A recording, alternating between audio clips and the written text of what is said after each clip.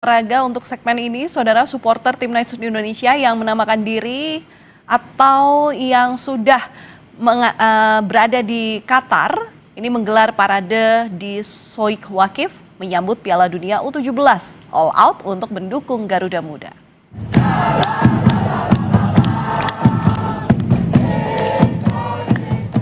Supporter Timnas berkumpul menyanyikan lagu kebangsaan dan mengibarkan bendera merah putih di jantung kota Doha pada Sabtu malam. Supporter bertekad skuad racikan Nova Arianto itu tak akan berjuang sendirian di Piala Dunia U17 2025.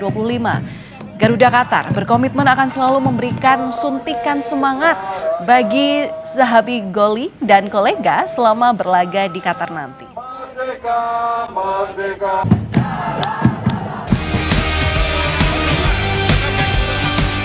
Timnas Indonesia U17 tiba di Qatar pada Jumat lalu untuk mengikuti Piala Dunia U17 2025. Garuda Muda lolos ke Piala Dunia usai tampil impresif dalam kualifikasi Piala Asia U17. Timnas Indonesia akan bersaing di grup H di fase penyisihan grup bersama Brasil, Honduras, dan Zambia. Demi mematangkan strategi, skuad Garuda Muda telah menjalani 3 kali uji coba di Dubai, Uni Emirat Arab. Hasilnya Zahabi Goli CS kalah 1-2 dari Paraguay, bermain imbang tanpa gol melawan Pantai Gading, dan kembali bermain imbang kontra Panama dengan skor 1-1. Saat kemarin kita bertemu dengan Paraguay, dengan Pantai Gading dan Panama, secara postur kita sangat kalah, tapi saya bilang ke pemain ya bagaimana kita mempunyai mental yang kuat agar kita bisa bersaing. Kalau kita tidak mempunyai mental yang kuat ya pastinya akan sulit kita bisa bersaing dengan nanti Zambia, Brasil, dan Honduras ya. Dan harapannya saya minta pemain jangan pernah takut, karena kita sekali lagi saya bicara, kita tidak pernah tahu hasil pertandingan. Timnas U17 akan mengawali kiprahnya di Piala Dunia dengan menghadapi Zambia di Doha, Qatar pada 4 November nanti. Zambia yang membawa 25 pemain hadir sebagai tim debutan di ajang Piala Dunia U17 2025. Sementara bagi Indonesia ini menjadi penampilan kedua. Pada edisi 2023, Garuda Muda hanya mampu mencapai babak penyisihan grup. Tim Liputan Kompas TV. Dan seperti apa peluang Timnas U17 Indonesia di Piala Dunia U17 2025 di Qatar? Kita akan bahas bersama dengan pengamat sepak bola Wesley Hutagalung. Selamat malam Bung Wesley, apa kabar? Selamat malam. Baik. Iya, salam sehat selalu Bung. Ini Timnas Indonesia U17 ini akan bertanding besok tanggal 4 November lawan Zambia. Nah, yang pertama kali main di Piala Dunia U17 bahkan. Seperti apa kalau melihat peluang Garuda Muda di sana nanti? Kita punya ekspektasi tinggi ya, karena standar yang sekarang ini ditetapkan oleh pemerintah sepak bola di tanah air itu bukan lagi standar sekedar partisipan. Kalau 2 tahun lalu kita bisa tampil sebagai tuan rumah dan sekarang kita lolos, memang peluangnya diperbanyak ya, karena pesertanya tidak lagi 24, tapi sudah jadi 48 tahun ini, dan tujuan akan terus dilakukan. Nah, melihat performa mereka 3 uji coba itu kan paling tidak kita cuma sekali nggak cetak gol ketika menghadapi Pantai Gading. Kita kalah 1-2 lawan Paraguay yang sudah 5 kali sebelumnya tampil di Piala Dunia U17, kita cetak 1 gol. Lawan Panama kita cetak 1-1. Berarti kita Panama juga sudah 3 kali sebelumnya main di Piala Dunia. Jadi ada sebuah harapan besar bahwa kita bukan lagi inferior terhadap tim-tim yang lebih dahulu mentas di panggung Piala Dunia meskipun kategorinya junior.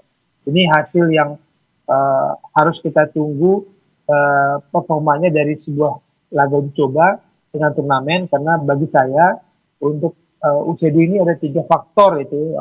Yang pertama soal kemampuan mereka fokus kepada pertandingan, fokus kepada strategi yang ditetapkan oleh pelatih, lalu konsistensi. Tidak mudah untuk anak muda itu bermain konsisten, apalagi pertandingan tiap 3 hari kan, tanggal 4, 7, tanggal 10 itu kan tanding, jadi cuma 2 hari istirahat.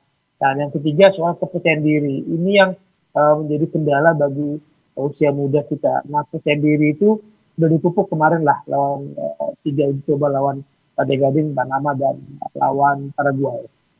Ya, memang kemarin performa kita kurang baik ketika lawan Paraguay, kemudian juga Panama dan juga Pantai Gading begitu ya. Ini memang harus jadi catatan. Kita nggak boleh lihat ke belakang, tapi memang optimistis harus selalu kita tanam.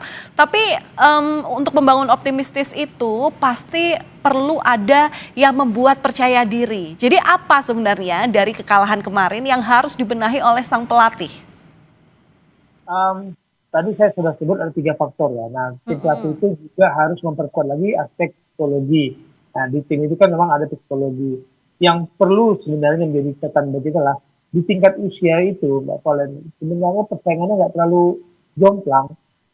Kalau kita mundur di kejuaraan sebelumnya kan kita lumayan ya, memulai 2 pertandingan dengan skor imbang di 2 pertandingan awal, meskipun akhirnya kalah lawan Maroko. Tapi pada usia 17-20 sebenarnya kita nggak boleh inferior. Nah, tadi saya katakan kalau percaya diri mereka bisa dijaga, bahwa di kategori junior itu kita masih bisa bersaing kok. Iya setuju. Ini memang besok itu ketika pertandingan Garuda Muda itu juga akan jadi challenge untuk para pemainnya sendiri.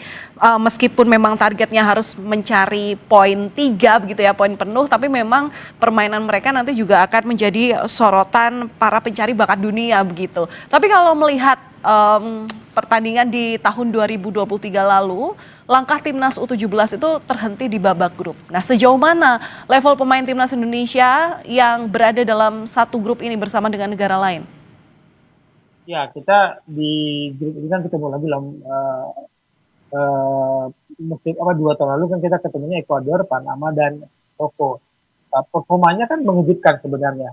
Tim Bima Sakti, pelatih yang masih muda, masih bisa dibilang minim pengalaman untuk memegang batu kepala untuk level klub, masih belum teruji kan untuk menjadi batu kepala, lalu kemudian mendapatkan kepercayaan sebagai tuan rumah, sebagai tim tuan rumah, menghasilkan 2 pertandingan yang membuka harapan sebenarnya, meskipun kalah 1-3 lawan Maroko. Tapi pengalaman ini membuat kita membuktikan, tadi saya katakan bahwa kita di kategori junior tidak bisa dikatakan kalah jauh, apalagi kita sudah punya kompetisi Elite Pro Academy yang 3 kategori ya, U16, 18, dan 20. Nah, pemain U16 ini kan sebenarnya potensi untuk ke Piala Dunia 17. Jadi kita berharap lah kompetisi junior ini terus diperbaiki, terus dimatangkan sehingga menghasilkan produk-produk yang terbaik dari kompetisi untuk tim nasional.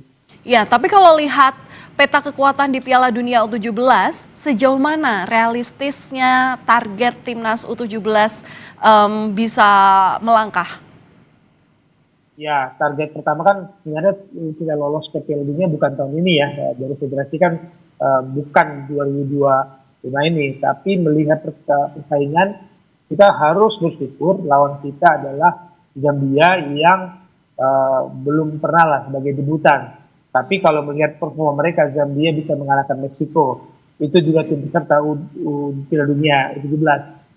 Zambia bisa mengalahkan Kaledonia Baru. Itu juga serta Piala Dunia tahun ini. Dengan skor mereka tuh mereka cetak 3-1, menang 3-0. Berarti bisa dalam 2 pertandingan uji coba di Dubai mereka mencetak 6 gol. Jadi hati-hati dengan ketajaman mereka. Tapi secara tim kejutan pasti ada hal positif yang kita ambil dengan kita, bahwa bisa jadi mereka yang demam panggung grogi di Piala Dunia ini. Jadi ini sebuah momentum ketika kita ketemu Zambia di laga pertama, baru ketemu Brazil di laga kedua ya. Semoga kita dapat 3 poin nih tanggal 4 besok Mbak Valen. Ya, itu juga yang jadi harapan kita bersama ya. Kita nggak boleh meremehkan lawan, tapi ya lagi-lagi tantangan mental ini yang memang harus dijaga oleh para pemain Garuda Muda. Terima kasih sudah berbagi analisanya, Bung Wesley Hutagalung, pengamat sepak bola bersama kami di Kompas Malam Kompas TV. Terima kasih, salam olahraga, salam sehat selalu, Bung Wesley.